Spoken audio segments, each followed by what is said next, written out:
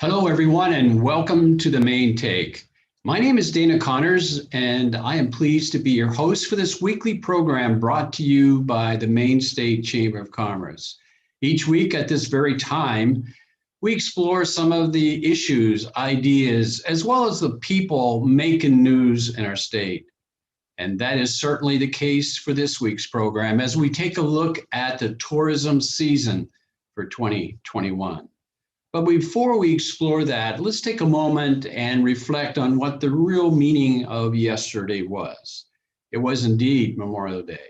It was a day that we dedicate to honoring the men and women who have lost their lives while serving in the military.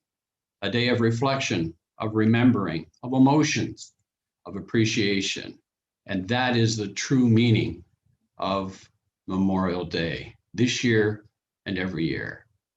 But it's also the unofficial start to our tourism season. And yes, this weekend was a little rainy, but it didn't dampen our spirits nor our optimism for this year's tourism season. And that certainly, when you think of last year, is quite a difference. Because last year at this time, at the end of May, just before we started June, which is a big month, let me read you just a couple of headlines. Maine's tourism industry expects to be up to 30% loss this summer. Maine's tourism industry facing historic losses in 2020. And Maine is expected to take a $400 million toll on Maine's economy, hospitality, and tourism industry in July alone. Yes, those were just some of the headlines for last year. But that was then, and this is now. Today, as we look at our state, as we take assessment of what we see around our state, it's clear that our economy is recovering. Our state is open to business. There is clearly consumer spending and consumer confidence, and it's most often reflected in the pent-up demand that each and every one of us have been experiencing. Well, it's almost like going from 2019 to a feast until 2020, a famine, and we hope it's back to a feast again this year. There is reason to be sure to be optimistic, but that's my opinion. Let's hear from people who live and work in this industry every single day. That is our life, that is our livelihood. Let's begin with Tony Cameron. Tony is the CEO of the Maine Tourism Association and clearly has the pulse on what is happening and what we can expect this year. So Tony, thank you so much for being on the show. And I'm anxious to hear what your assessment so far has been for this summer season. Yeah, thanks Dana for having me. And you're absolutely right.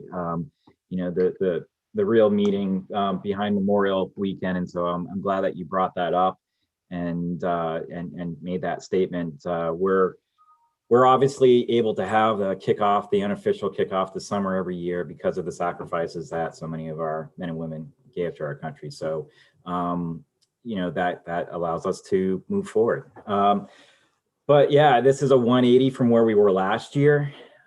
And we have some challenges that are still that we're facing, such as workforce challenges, the Canadian border, and things of that nature.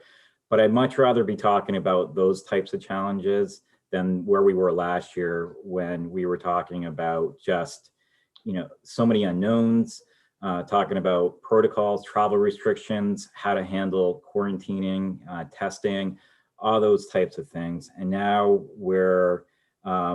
we don't have any travel restrictions besides the Canadian border. Capacity limits have lifted, social distancing requirements are gone. Those have all opened the doors for businesses to operate and to get back to normal.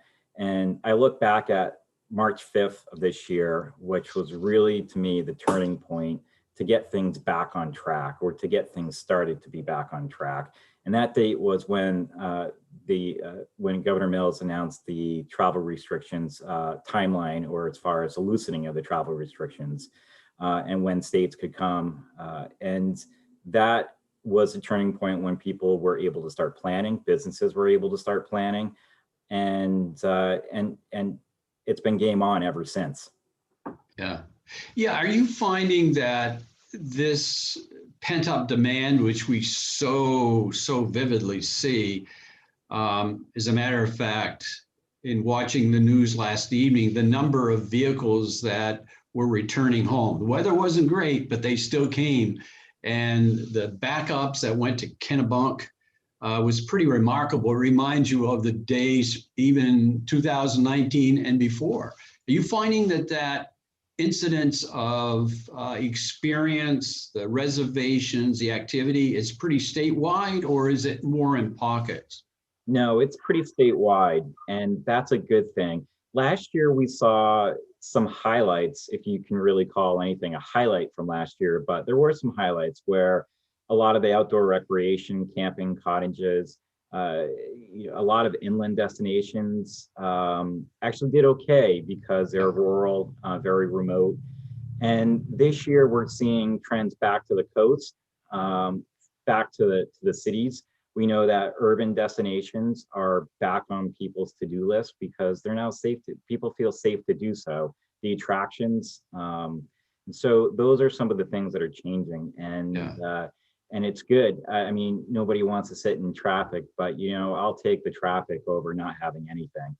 Oh, yeah, it's indicative of people that are interested. And I think that you made an excellent point when you talked about the pandemic. There were those pockets that really did do well. And at the same time, it brought an awareness to the state of Maine, not just as a place to go, but a safe place to go for a vacation.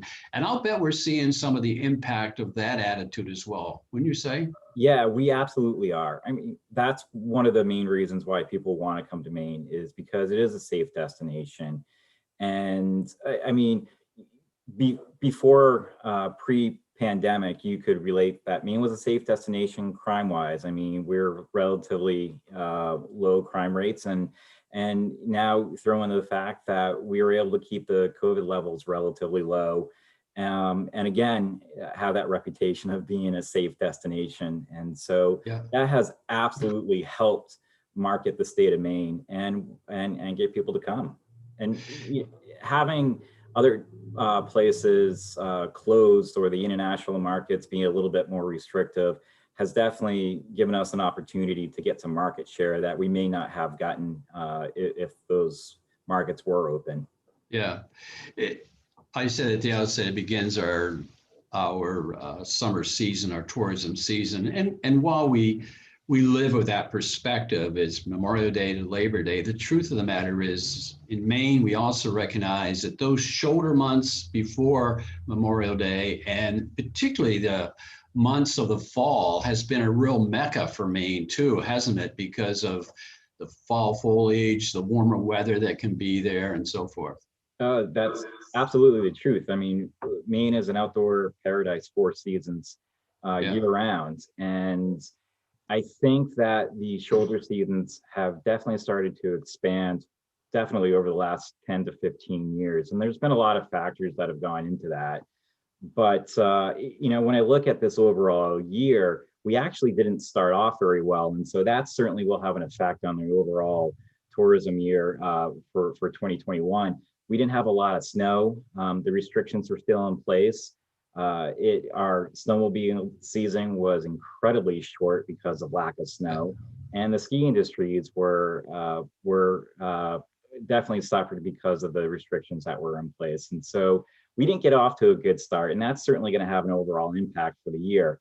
Moving forward, we're definitely on the right track, and having those capacity limitations and the social distancing restrictions lifted, that allows for the festivals, the fairs, the concerts, the sporting events to get back on track. And that's a big piece of the puzzle. We often forget about that. And those are things that up until a couple of weeks ago, we didn't know what was going to happen. There wasn't a timeline in place. And unfortunately, some of those festivals and fairs suffered a little bit and had to make decisions to cancel. So we've lost some of those this year, and we can't make that up for another year. But moving forward, the Sea Dogs are going to go to full capacity theaters like the Maine State Music Theater are going to be able to operate, albeit a little bit of a limited schedule, but they've been able to adapt. And it's good to see those types of things come back, because we need those types of attractions to attract more people. Yeah, we do. And then what goes with it is that, the undervalued perhaps, and sometimes unstated attitude that goes with, we have that available in Maine. And when we do have that available in Maine, we all feel better because there's so many things that you can do. I often say that, the most frustrating part of the summer season for me is that there's so many things I want to do. I just run out of time. And that's a good thing in so many ways, because it really does reinforce the magic that Maine has in terms of bearing the title vacation land. What could be more appropriate, right? Yeah, I don't think I could have said that any better, Dana, because I always feel that same way too, where I almost feel like there's a little bit of a stress on me, because there's so many things I want to do in the short amount of time that we have during the summer season, whether it's camping, fishing, going on a cruise, whatever it may be. There's all those things that you want to take advantage of, and there's no shortage of those activities to do. And so it's awesome to see those things back up and running finally. My last question, I could go on forever because I think there's so much to talk about, but you had mentioned at the outset, and I think we are aware of it, that in the country today, and certainly here in Maine, there is this work shortage issue. And in hospitality, where service is so important, are we beginning to get our arms around that to the best of your knowledge? It's a long road ahead. And in fact, I feel that the workforce shortage is going to be one of those factors that it's going to be our biggest challenge moving forward. It was pre-pandemic, and it continues to be so now. I fear that we're going to leave much needed revenue on the table this year, because we're not going to be able to service the amount of people who want to come here. I was talking to a waiter at a restaurant that I was at this weekend, and the service was great, but he was apologetic for the slow time turnarounds. And that will be the norm this year. Yeah. And so when we're out there talking to visitors and to our neighbors, it's really important to remind them that we should all be patient as we come out of this. There's a lot of things. Businesses are ramping up. There's going to be a high burnout rate for those who are working, and it's an ongoing challenge. It started before the pandemic. It's definitely amplified now for a lot of different reasons. And we're not out of the woods. This is going to be an ongoing battle that is going to take several strategies to be able to address. And it's nationwide. It's not isolated to just here in Maine. No, it's nationwide, and I think it's an important factor in just about every sector, every industry throughout this country. But you said it well, you answered it well.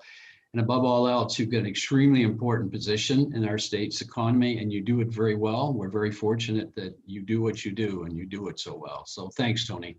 Thank you, Dana. Stay with us.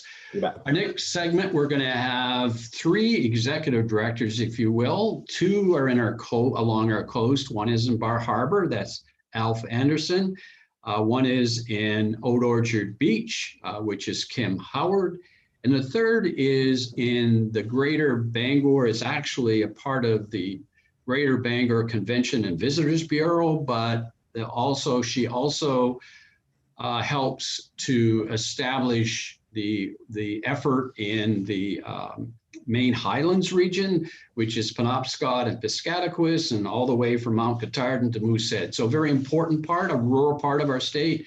And all 3 I welcome to the show. First of all, from Bar Harbor, it's Alf Anderson from Old Orchard Beach. It is executive director there as well, Kim Howard, and certainly Kerrie Tripp from the Greater Bangor Convention and Visitors Bureau, as well as the Maine Highlands region. There. Now, let's hear from each of you. I'm going to start to the south and ask Kim how Old Orchard Beach is faring up so far. Knowing that Canada traditionally has played an important role, how are you faring this year? What does it look like, Kim? And thanks for being on the show, by the way. Sure. Thank you. Thank you for having me. Cautiously optimistic, I think, has been Old Orchard Beach's mantra this year. Yeah, we would love to see the Canadian borders open up. Several of our businesses in town are heavily impacted by that just because so much of their clientele was French Canadian. So they're still finding challenges that way. Some other businesses, like some of our campgrounds in town who did have a lot of French Canadians, have been surprised that they've been able to fill with other people, new visitors. We're seeing more New Yorkers here than I think we have in the past. That was true last summer, and we think some of them are returning, which is really great to see. But yeah, I think that's it's been great, and we're all optimistic. But I think that would be the final piece, is really to have the Canadian borders reopen. Do you find that the Downeaster helps those who may be coming from the greater Boston area to come up for a day or a couple days? The Downeaster has been great. It is a very easy way to come from the Boston area to Old Orchard Beach. I mean, you don't need a car then, because it drops you off right pretty much in the center of town. You can pretty much get anywhere you need to get for your hotel and whatnot. And what we were finding too last summer was that some people were coming up on their bikes and would want to bike around the southern Maine communities, which is a great idea. I wish I had time to do that. So, we're hoping that will continue as well. And the Downeaster has done a lot actually to better facilitate bikes as well too, which is good to see. Oh, that's nice. Stay with us because I want to get back to each of you, but I wanted to begin with kind of a status from each of you as to how you're faring. So Alf, in Bar Harbor, as busy as ever? Well, it's a much better situation than we saw last year. Yes, for sure. And what I'm hearing so far is reports from businesses that are, things are looking back to 2019 or maybe even a little better. I heard from a restaurant over the weekend that their sales were 40% above 2019 for the Memorial Day weekend. So that's a really good sign. The road to recovery, as Tony mentioned, is going to be a long one, but things are pointing in the right direction for us up here in Bar Harbor. Yeah, you hosted a Chamber of Commerce conference a couple of weeks ago, and I had the occasion to eat at one of your restaurants, Havana, as a matter of fact. And Michael was over the weekend reporting that, my Lord, he had lines out of the restaurant down the street in terms of wanting to get in to have dinner there. So things already are picking up in your region. How about cruise ships this summer? We're starting to see some of the much smaller ships already. The 100 to 200 passenger ships are arriving here and there. And there's some optimism that we'll start to see some of the larger ships towards the end of the summer or into the early fall month, which is really good for us. The business community really does rely on that visitation to get us past Labor Day. It used to be we kind of rolled up the sidewalks after Labor Day. That's just not the case anymore here in Bar Harbor. We've got a much longer season that runs right into early November, and the cruise ships play a big part of that. So there's some optimism that they'll be able to join us later this year. Oh, nice. And thanks for being on the show, and stay with us as well. Kerrie, I want to turn my attention to yourself as a Convention and Visitors Bureau.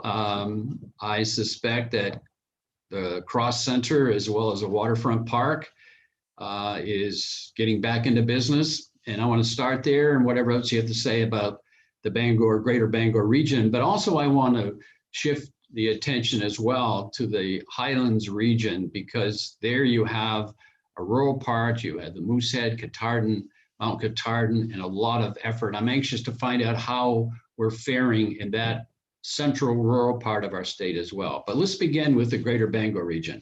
What are you finding? Well, so Greater Bangor, we're in a funny spot. We're a service center, so our hotels have remained not great, but they've remained a little bit consistent through this because we have that service center, the frontline workers, hospitals, trucks coming through with supplies, things along those lines. So we were able to maintain a very minor base of hotel stays, right? Then now we move into, we've lost a ton of meetings and conventions business. So that for Greater Bangor is where we really need to see the pickup, right? We need to see the recovery there because for this region, that is such a large component of who we are and what we do. Hotels in Bangor, believe it or not, through this summer are looking up right now. Advanced reservations are looking solid. I'm not going to be as bold as Alf and say that they're at 2019 predictions, but we're moving in that direction. So Bangor as a total is looking pretty solid at the moment. If we can start building back in those meetings, conventions, that will kind of really spur our recovery in this region. The Cross Insurance Center announced its first show in July. So funny enough, in March of 2020, the last show they had was the Professional Bull Riders. Yeah. The first show of 2021 will be the Professional Bull Riders. So we're so thankful to have them back. And I think that's going to be such a great kickoff. Waterfront Concerts has a couple of, I think 3 right now on the books for the second portion of the summer to kick off here. So we're really excited about that. I'm excited that there's movement in that. And then as we look around us, so Moosehead, Katahdin, Millinocket, there are great space at the moment. So people really felt like they wanted to come to a place that was safe, where they could be socially distant. And that was really rural Maine, if you will, through 2020. 2021 is already surpassing 2020 numbers. And that's important because in Moosehead and Katahdin, a lot of businesses had their best years ever in 2020 during the summer, which is kind of crazy, but that's the way it worked for them. We have businesses right now that are predicting to be over 2020 numbers, which are inherently over 2019 numbers. So rural Maine is really looking great still. Visitors still are looking for that safe feeling, as Tony discussed, right? And that's what they perceive to have in that section of Maine, and that's wonderful. We have more new visitors to our region than I think we've ever had before, and it's really exciting to watch.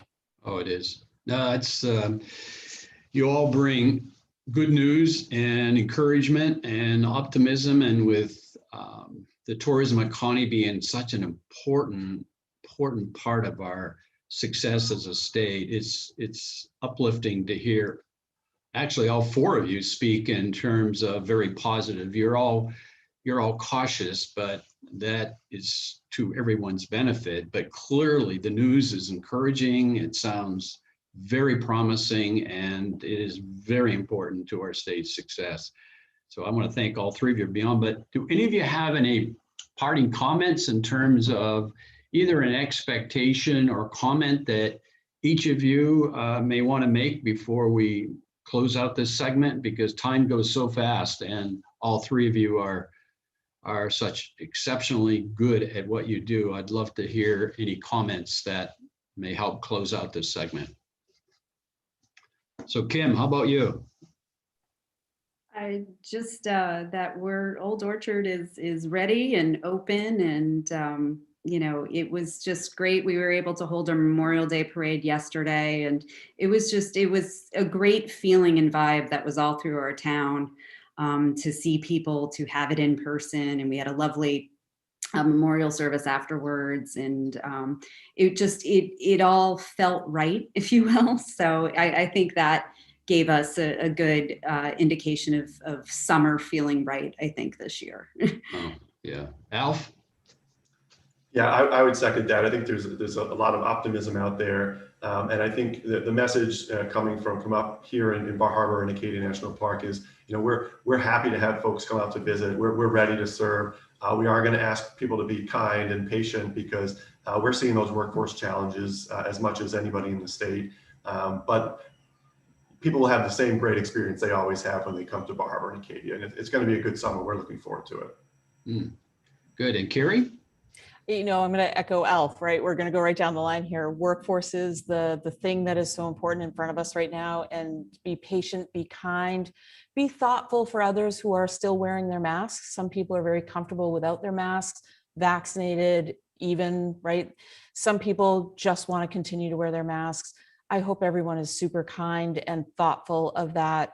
and that we're welcoming as a community, as Maine always is. And I hope that continues through all of this.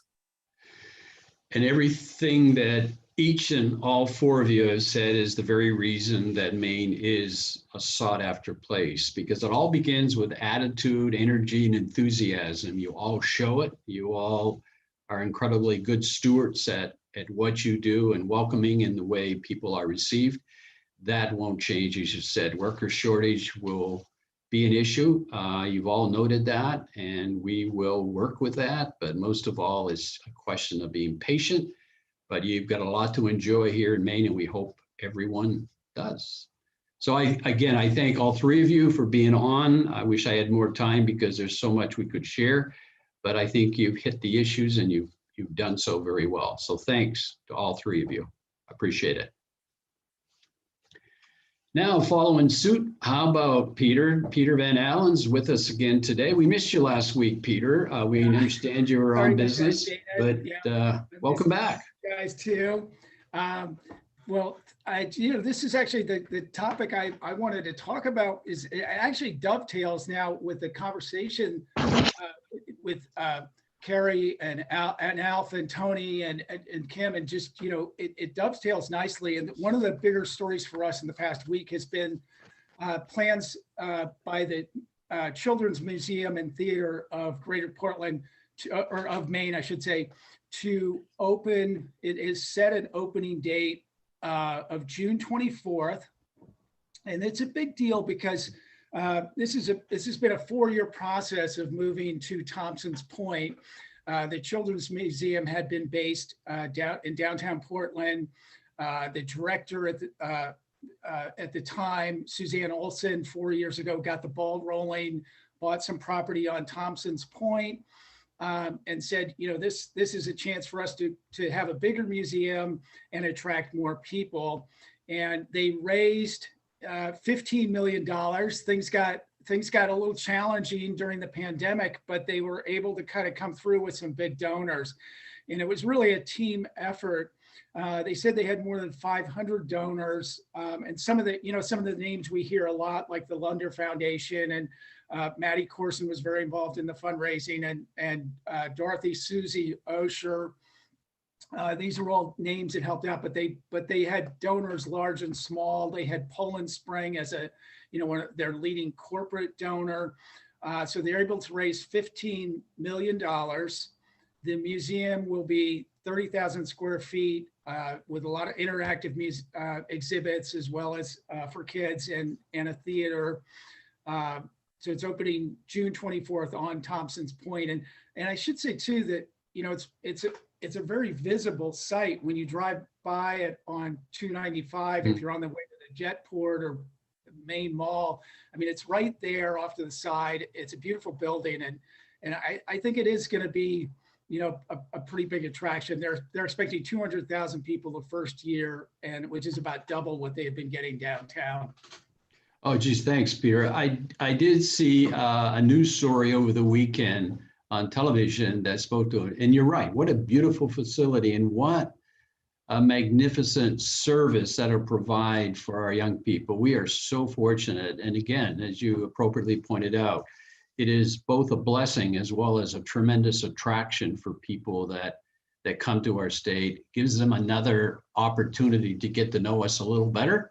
And I think that's wonderful. It's and thanks for bringing that to our attention. You're welcome anytime to be on the show. All right. Thanks so much, Dana. It's good talking with you this week. Thank you. Same here. Take care. Now, as usual, I want to feature our three advocacy team members here at the State Chamber of Commerce. This is an important week with 2 weeks remaining in this session, this special session, 2 weeks from tomorrow, actually. There is a tremendous amount of work to be done, and we certainly hope it gets done by the intended date of the 16th of June, and we hope it's all in our favor. So, Peter, you want to kick it off? Sure thing, Dana. Challenging 10 days for the legislature to complete their work with as much as they have on their plates. A lot of important legislation, a lot of legislation that the three of us have been tracking for the last 5 months, and they finally will come down to the end. For me, it's employment at will and the unemployment insurance bill, and there are a handful of others as well. And we're already being set up for a busy session next year with the amount of carryovers and the important level of carryovers that we've got. So in my world, those are the two bills that I'll be following very closely while they're around, and there will be others. Ben, how about you? I know you've got a very busy load on your plate.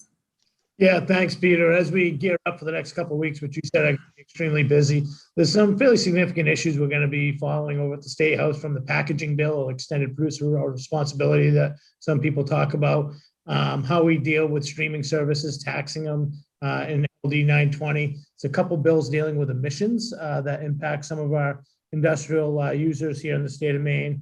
We'll be looking at that, along with some workforce development stuff that's contained within the supplemental budget. It's a lot of important training programs as we come and we do our economic recovery from the COVID epidemic, that I think that as we look at it, that's probably going to take up a lot of time. The supplemental budget usually can take a full day, and then you add on top of it, the American Rescue Funds on top of that. A lot of work to be done over the next 2 weeks before the legislature, and those are just some of the things. I think there might be a tax issue or two as well, Linda, so let you talk about tax. Got that right. There is the tax issue too. There's 3 bills making their way to the floor of the House and Senate for debate. One would propose a local option tax on prepared foods and lodging. The other one, it deals with the estate tax. Basically, it lowers the threshold, so it would make more of your estate a tax under Maine law. The other one deals with LD 498. That one would basically impose a 3% surcharge on incomes over 200,000. So you've got several bills that would propose new taxes on Mainers, income taxes, estate, and local option taxes. And we've got a number of carryover bills we're watching as well, but it's going to be a real busy week. Yeah, and I think that in fairness to the 3 of you, if I gave you all the time that you really needed to talk about, Ben teed it up, supplemental budget, the governor's $1.1 billion America's Rescue Plan proposal, the bond issues, probably 1,000 bills that need to be debated and decided. It would take more than 4 or 5 minutes that I've afforded you. The point being is there's an awful lot to do that have tremendous impact.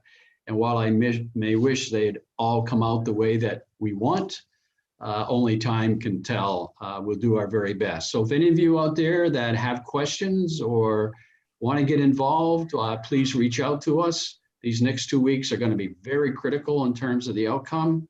And we certainly want you to not just be aware, but also to participate to the extent that you can. So thanks to all 3 of you. And I do appreciate your service to the chamber as well as to the state's economy. Appreciate it much. Now for our remaining thoughts in terms of the takeaway for this week. I know this is going to date me when I reflect the following, which it came to mind as our speakers were sharing their comments about tourism this year compared to last year. And I don't know if it was Dinah Washington or if it was Billie Holiday, but perhaps they both were familiar with a song called What a Difference a Day Makes. Now, admittedly, I'm going to borrow and change one of the words, but think about it based on what our guests have shared with us today. What a difference a year makes. And it's true. When you think about where we were last year about this time or during 2020, and you compare it this year, there is such a change. It's not a season that we're facing of major problems and challenges. Yes, there will be some challenges like workforce, but the optimism that's there, it's a season of promise, of optimism, of just opportunity. No matter where we live in the state of Maine, people are encouraged, they're not discouraged, and that comes with a reason. I mean, our economy is on the rebound. The state has been open to business. The consumer confidence, which begins with attitude, is strong, and so isn't spending. And that pent-up demand should not be underestimated. People are so anxious to get out and get about that is so very important. And tourism is very important to us. It's an $8 to $10 billion industry. And think of the people that they employ, notwithstanding we could use more. It is so important. In fact, so important that we even put the word vacation land on our number plates. But think about it. What better place to get away, to put the last year behind us, than to do so right here in Maine, to escape to the magic that this state has to offer. I'm always wondering, I hope I don't do this, but I sometimes wonder if we stop to consider the diversity of vacation options that we have in state. Throughout the 4 seasons, from every part of our state, there is something for everyone. From the mountains to the lake to the ocean and all places in between. From the northern part of our state to the southern tip. From the places in the east where the sun strikes us first in the mornings to the westernmost part of our state when there is the setting sun. Again, there is something for everyone and everyone's interest. And yes, we do evaluate tourism in the next few months, but the truth of the matter is it's a year-round opportunity for us. And this year, above all else, shows us a very promising year. The bookings are up, the traffic is up, and that's great for our economy because our economy depends on tourism. I'm going to end my thoughts today by actually giving a shout out, a thanks, if you will, words of appreciation to all who make tourism as important as it is to our state. You heard 4 people on the program today. All 4 play a very vital role in the success of our economy. But it's also those who invest, who put their money into this industry. There are those who, the workers, the people who serve those who come to our state. They're doing their very best. We do need to be patient, we need to be kind, but they matter, they make a difference. And to all of you who make Maine your vacation land, we thank you. We give you our gratitude. We hope you enjoy this year, and I hope you return as often as you possibly can. That is a takeaway for this week. In the meantime, until next Tuesday, I want to wish everyone a wonderful week. Be kind to yourself, but also be kind to one another. It's very important. That is the main way. Thank you. We'll see you next week. Take care.